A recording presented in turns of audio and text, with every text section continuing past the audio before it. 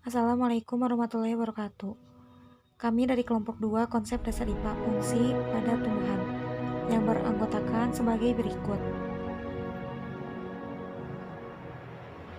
Jadi saya akan membahas tentang sistem pengangkutan.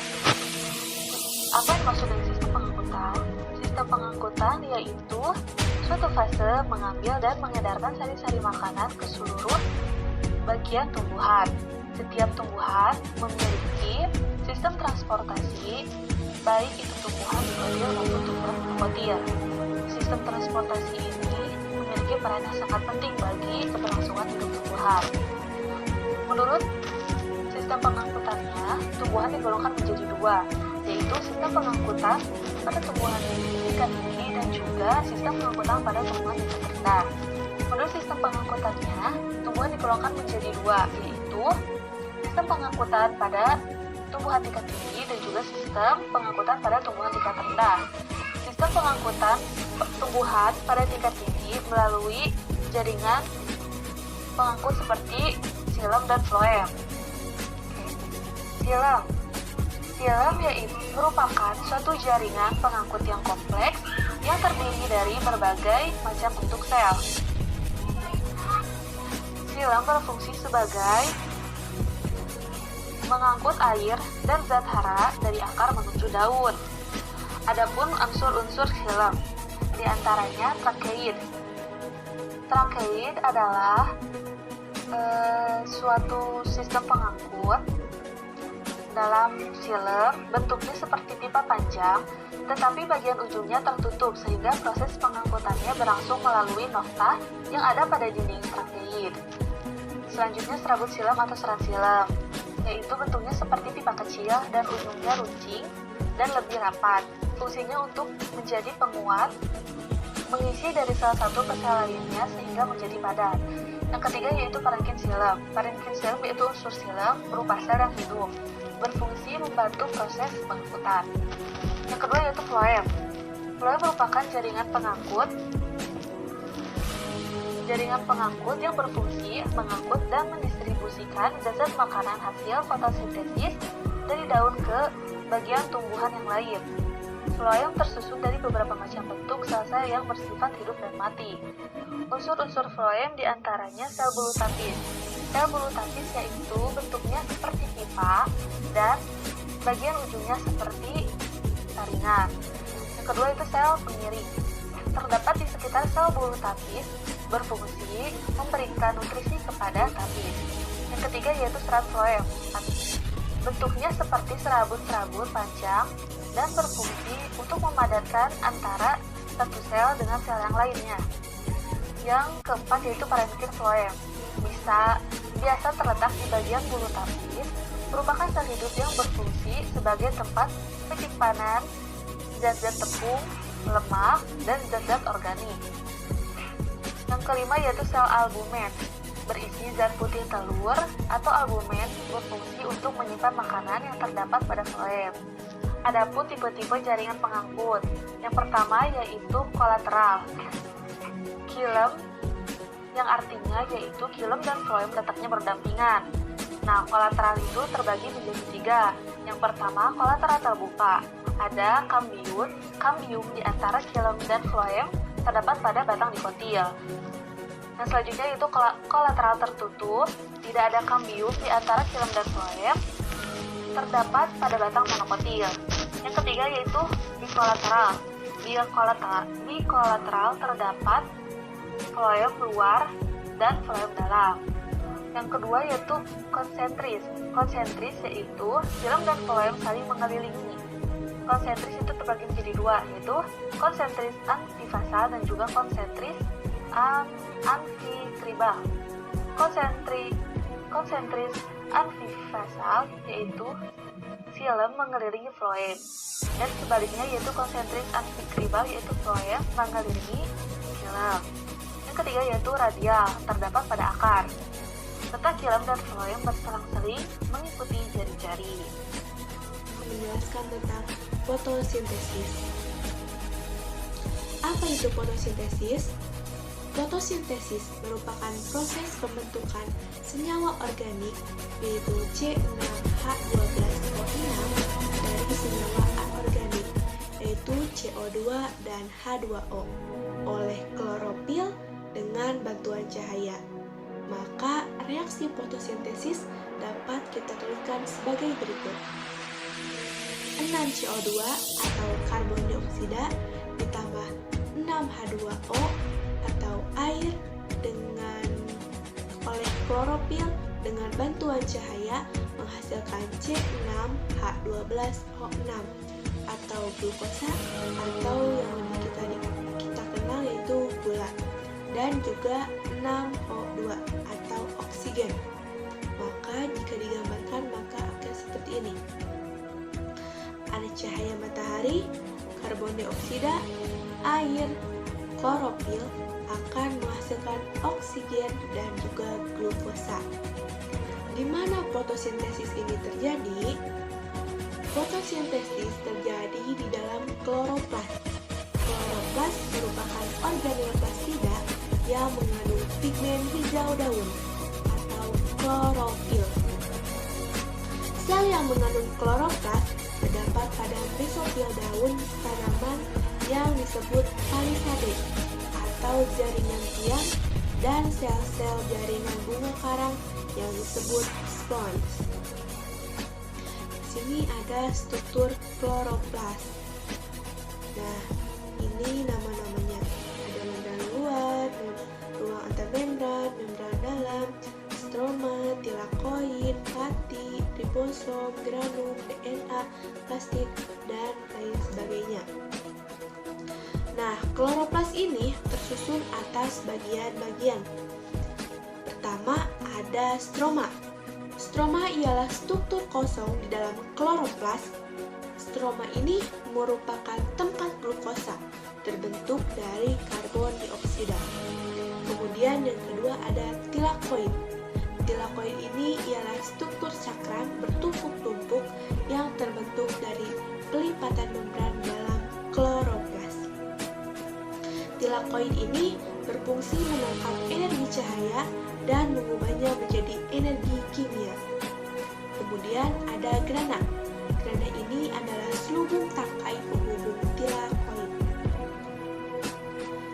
Nah, klorofil merupakan pigmen utama yang terdapat pada tumbuhan yang berfungsi menyerap cahaya radiasi elektromagnetik pada spektrum kasat mata. Nah, klorofil ini dapat dibedakan menjadi dua, yaitu klorofil A dan klorofil B. Klorofil A yaitu menyerap cahaya merah dan biru keunguan. Klorofil A ini sangat berperan dalam reaksi gelap fotosintesis. Sedangkan klorofil B yaitu klorofil yang mampu menyerap cahaya biru dan merah pencitraan. Nah, dalam kloroplas ini selain ada klorofil juga terdapat pigmen karotenoid, antosianin, dan picobilin. Jadi, hanya tumbuhan yang dapat melakukan fotosintesis karena mengandung kloroplas dalam daunnya. Oleh karena itu, tumbuhan disebut juga organisme autotrof atau organisme yang dapat membuat makanannya sendiri. Nah, proses fotosintesis ini dalam tumbuhan tinggi dibagi menjadi dua tahap, yaitu reaksi gelap dan reaksi terang. Bagaimana tahapan reaksi terang? Pertama, energi matahari ditangkap oleh pigmen penyerap cahaya dan diubah menjadi bentuk energi kimia ATP dan senyawa reduksi NADPH. Nah, proses ini bisa disebut tahap reaksi terang. Atom hidrogen dari molekul H2O dipakai untuk mereduksi NADP+ menjadi NADPH, dan O2 dilepaskan sebagai hasil samping reaksi fotosintesis. Reaksi ini juga dirangkaikan dengan reaksi energonik membentuk ATP dari ADP ditambah PI. Nah, dengan demikian, reaksi terang dapat kita tuliskan dengan persamaan sebagai berikut, yaitu H2O ditambah NADP+ ditambah ditambah ADP ditambah PI dengan energi matahari akan menghasilkan O2, H+, NADPH, dan juga ATP. Nah, di sini ada gambar proses reaksi terang. Pembentukan ATP dari ADP ditambah PI ini merupakan suatu mekanisme penciptaan energi matahari yang diserap kemudian diubah menjadi bentuk energi kimia. Proses ini disebut fosforilasi fotosintesis atau fosforilasi. Nah, pada reaksi terang yang terjadi di grana, energi cahaya memacu pelepasan elektron dari fotosistem di dalam membran tilakoid. Fotosistem adalah tempat berkumpulnya beratus-ratus molekul pigmen fotosintesis. Aliran elektron melalui sistem transport menghasilkan ATP dan NADPH. Nah, ATP dan NADPH ini dapat terbentuk melalui jalur non-siklik, yaitu jalur elektron mengalir dari molekul air kemudian melalui fotosistem 2 dan fotosistem 1.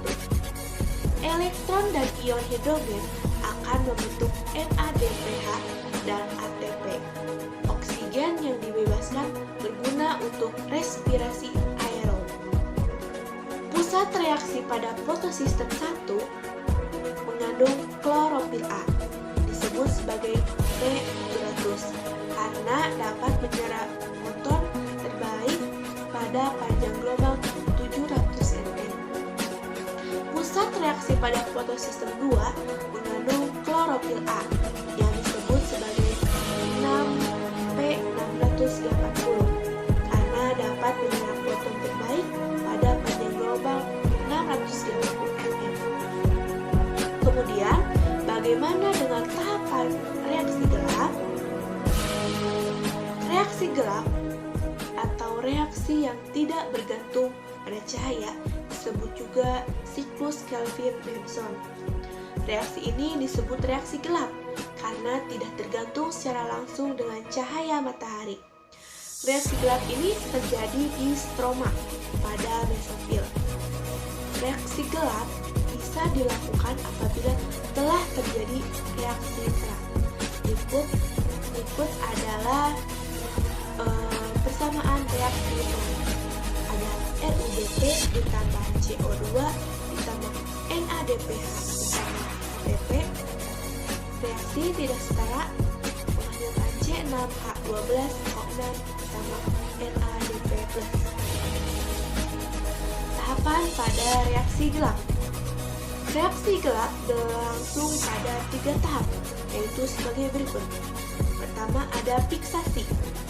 Karbon dioksida diikat oleh RUBP atau rebulosa bifosfat yang terdiri atas 5 karbon menjadi senyawa 6 karbon yang labil atau tidak stabil.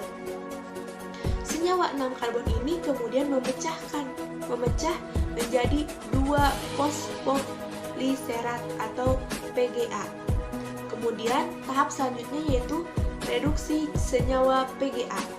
PGA menerima gugus fosfat dari ATP dan menerima hidrogen serta elektron negatif dari NADPH. Reaksi ini menghasilkan PGAL atau fosfoglyceraldehida. PGAL yang terbentuk akan digunakan sebagai bahan baku glukosa dan pembentukan RUBP. Kemudian tahap terakhir yaitu regenerasi RUBP. Senyawa PGAL direduksi kembali menjadi RUBP dan sisanya terdapat 2 APGL yang diubah menjadi glukosa. Nah, ini adalah tahapan siklus Kelvin. Yang tadi tahap pertama ada fiksasi, kemudian reduksi dan regenerasi RUBP yang akan menghasilkan glukosa atau gula. Di sini saya akan menjelaskan bagian yang ketiga, yaitu sistem reproduksi vegetatif dan generatif. Reproduksi vegetatif atau aseksual terbagi menjadi dua.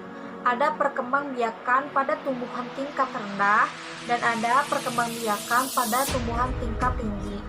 Perkembangbiakan pada tumbuhan tingkat rendah berlangsung secara membelah diri. Sedangkan perkembangan pada tingkat tinggi ini terdiri dari pembentukan tunas, rizoma, umbi batang, umbi lapis, dan lain-lain. Masih banyak.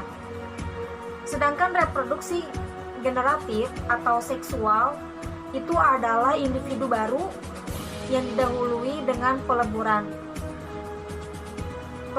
dua sel gamet ya. Dan pembuahan ini disebut dengan ventilasi. Selanjutnya bagian yang keempat yang akan dijelaskan oleh teman saya. Saya akan mempresentasikan tentang metagenesis. Metagenesis merupakan penggiliran cara bereproduksi makhluk hidup antara secara seksual atau aseksual. Pada beberapa organisme hanya memiliki kemampuan bereproduksi secara seksual ataupun seksual saja. Beberapa organisme mampu melakukan keduanya, namun tidak terjadi alur yang pasti. Artinya jenis reproduksi tertentu lebih sering dilakukan dibanding cara lainnya. Proses metagenesis dapat terjadi baik pada tumbuhan ataupun hewan seperti contoh hewan yang mengalami proses metagenesis, misalnya ubur-ubur. Sedangkan kalau metagenesis pada tumbuhan yaitu terjadi pada tumbuhan paku dan ganggang. Contoh metagenesis pada tumbuhan yaitu metagenesis tumbuhan pada lumut. Tumbuhan lumut adalah salah satu kelompok tumbuhan yang tergolong sebagai tumbuhan primitif. Artinya sudah ada sejak dahulu, struktur susunan masih sederhana. Disertai juga dengan sistem perkembangbiakan reproduksinya. Lumut mengalami proses reproduksi dari fase sporofit, fase aseksual ke fase gametofit, fase seksual. Tumbuhan lumut di tempat-tempat lembab merupakan dalam fase gametofit atau fase kawin.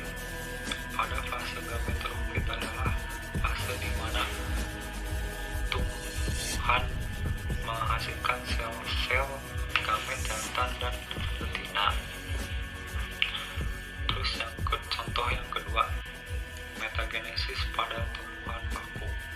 Tumbuhan paku merupakan salah satu dari tumbuhan primitif. Hal ini dilihat dari struktur susunan yang dimiliki tumbuhan-tumbuhan dan paku. Proses reproduksi antara fase seksual ke fase seksual juga terjadi pada tumbuhan paku dan paku. Tumbuhan paku yang tumbuh pada lingkungan yang lembab merupakan tumbuhan sporitit atau tumbuhan yang menghasilkan spora. Saya Dini Ardianti akan menjelaskan tentang pembuahan ganda pada tumbuhan. Sebelumnya saya akan menjelaskan terlebih dahulu apa itu pembuahan. Pembuahan merupakan proses meleburnya atau menyatunya inti sel sperma atau sel kelamin jantan dengan ovum sel kelamin betina yang mana terjadi di dalam putik yang kemudian akan membentuk embrio tumbuhan. Terjadinya pembuahan diawali dengan proses penyerbukan, yaitu jatuhnya serbuk sari pada kepala putik. Dalam tumbuhan tingkat tinggi dikenal dua macam pembuahan, yaitu pembuahan tunggal dan pembuahan ganda. Pembuahan tunggal terjadi pada tumbuhan gimnospermae atau tumbuhan berbiji terbuka, sedangkan pembuahan ganda terjadi pada tumbuhan angiospermae atau tumbuhan berbiji tertutup. Nah, sekarang kita akan membahas apa itu pembuahan ganda. Pembuahan ganda merupakan proses pembuahan yang mana hanya terjadi pada tumbuhan berbiji tertutup atau angiospermae, yang mana dalam proses pembuahannya terjadi 2 kali proses, yaitu yang pertama, peleburan inti generatif 1 dengan ovum atau sel telur yang kemudian akan membentuk zigot dan nantinya akan berkembang menjadi embrio. Dan proses yang kedua yaitu peleburan inti generatif 2 dengan inti kandung lembaga sekunder yang nantinya akan berkembang dan membentuk endosperma atau cadangan makanan. Contoh tumbuhan yang mengalami pembuahan ganda yaitu mangga, jambu, apel, jati, dan meranti. Adapun mekanisme pada pembuahan ganda yaitu sebagai berikut. Serbuk sari jatuh dan melekat di kepala putih.